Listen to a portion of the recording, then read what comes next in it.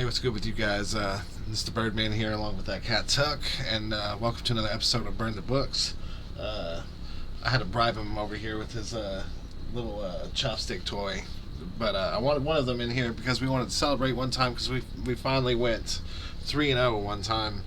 I went 0-5, I think, in one of the first videos that I did, and I finally went undefeated in one, and it feels pretty good. It only took 38 tries to do it, so I've got a few picks for y'all today. I actually have 5 of them, and I'm hoping that we can catch another good lick on these. I've been trying to find some of these esoteric stats for you guys, and if y'all will bear with me, like I say, man, sometimes you just got to find the patterns and whatnot.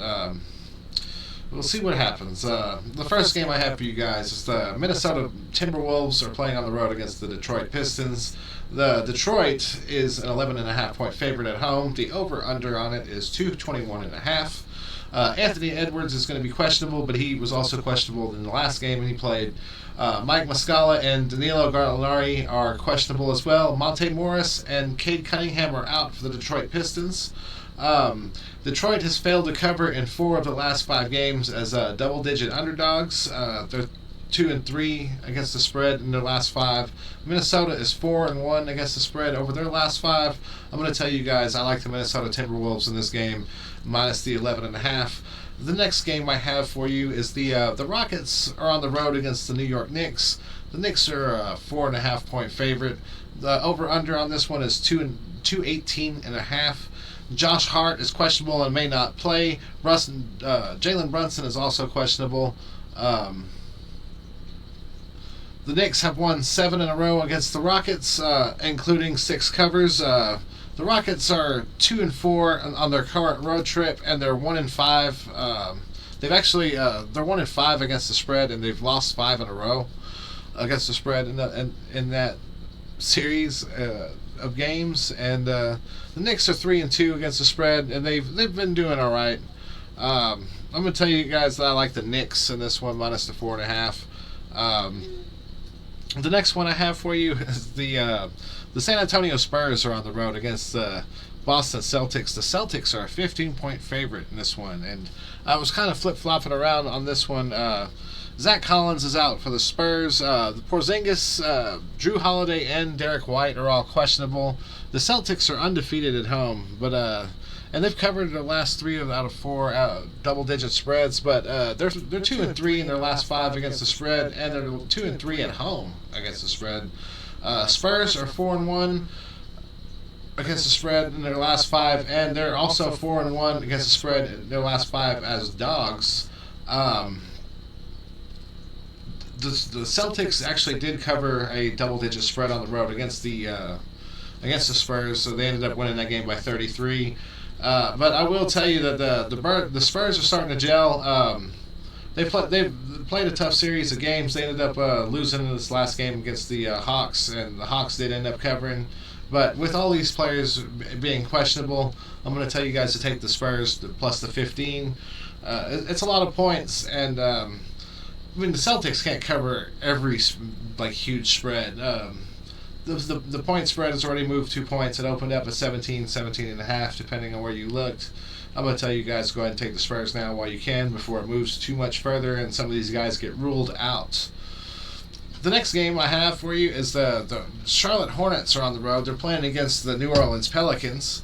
The Pelicans are an 11.5 point favorite. They're 2-3 against the spread the last 5. The Hornets are 0-4 against the spread their last 5. And they're 1-4 against the spread on the road. Sometimes you got to go looking more in depth into, the Pelicans are 2-3 against the spread, so you have to look at who they played. They played against the Mavericks. They played against the Nuggets, the Warriors, and the Kings, and that's a pretty tough series of games.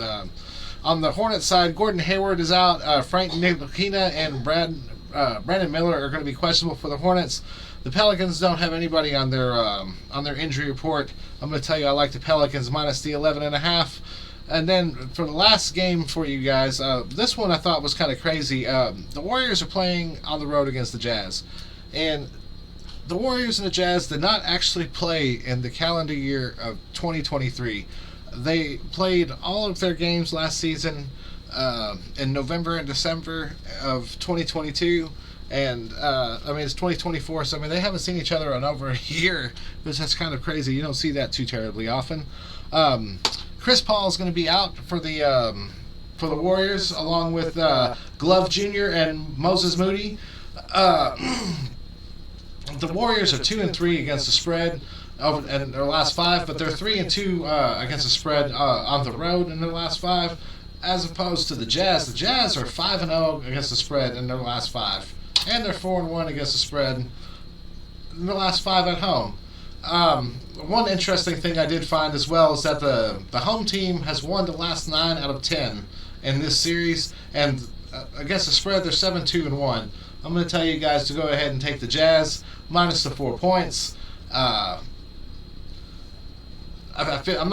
don't like to use crazy words and whatnot, but the Jazz have been playing lights out. I feel like the Warriors are running out of bench depth, even with Draymond Green coming back.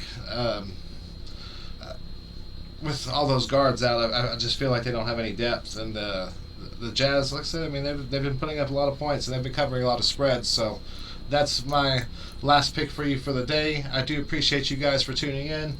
For the Birdman and that Cat Tuck, this Burn the Books. I appreciate you guys. We'll see y'all next time around, and good luck. Happy hunting. We're not sportsbook sponsored. I always leave that part out. Never will be sportsbook sponsored, no matter how big we get. Thank y'all for tuning in.